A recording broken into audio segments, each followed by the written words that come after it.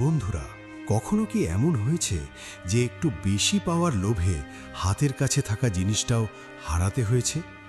আজ তোমাদের এমন এক লোভী নেকড়ের গল্প শোনাবো। অনেক গভীর এক জঙ্গলে ম্যাক্স নামের এক নেকড়ে থাকত।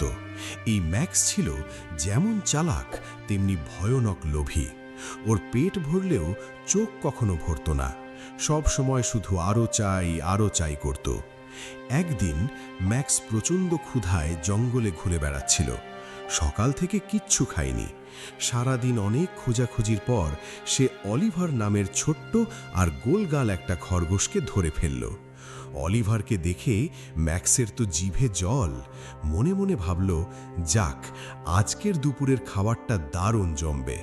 কিন্তু যেই না সে ছোট্ট অলিভারকে খেতে যাবে, ঠিক তখনই পাশের ঝোপের আড়ালে একটা শব্দ হলো। ম্যাক্স ঘাড় ঘুরিয়ে তাকিয়ে দেখল বিশাল বড় শিংওয়ালা এক স্বাস্থ্যবান হরিণ, যার নাম ছিল লিও, সে আপন মনে গাছের পাতা খাচ্ছে। ব্যাস, ম্যাক্সের মাথায় লোভের পোকা নড়ে উঠল। সে ভাবল, এই ছোট্ট অলিভারকে খেলে তো আমার পেটের এক কোণাও ভরবে না। তার চেয়ে বরং ওই বড়সড় লিওকে ধরলে টানা কয়েকদিন আর খাবারের চিন্তাই করতে হবে না, পেট পুড়ে মাংস খাওয়া যাবে। এই বিশাল লোভের বশবর্তী হয়ে আর লিওকে ধরার জন্য চুপি চুপি সামনে এগোতে লাগলো। কিন্তু লিও কি আর বোকা? সে নেকড়ের পায়ে শব্দ পেতেই এমন জোরে দৌড় দিল যে ম্যাক্স দৌড়ে তার টিকিটাও ছোঁতে পারল না। অনেকক্ষণ তাড়া করে হাঁপাতে হাঁপাতে ক্লান্ত ম্যাক্স যখন আগের জায়গায় ফিরে এলো, তখন দেখল ওই ছোট্ট খরগোশ অলিভারও ততক্ষণে নিজের জীবন বাঁচাতে সেখান থেকে পালিয়েছে। বেশি পাওয়ার লোভে ম্যাক্স এখন পুরো খালি হাতে বোকার মতো দাঁড়িয়ে রইল। তার কপালে জুটল শুধু সারাদিনের ক্লান্তি আর ভয়ানক ক্ষুধা।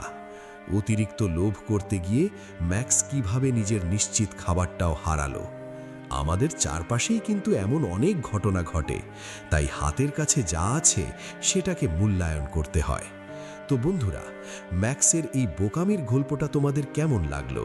যদি একটুও মজা পেয়ে থাকো, তবে এক্ষুনি ভিডিওতে একটা দারুণ লাইক ঠোকে দাও আর চ্যানেলটাকে সাবস্ক্রাইব করে আমাদের এই ছোট্ট পরিবারের সদস্য হয়ে যাও।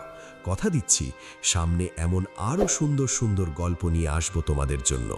আজ তাহলে এ পর্যন্তই। ভালো থেকো সবাই।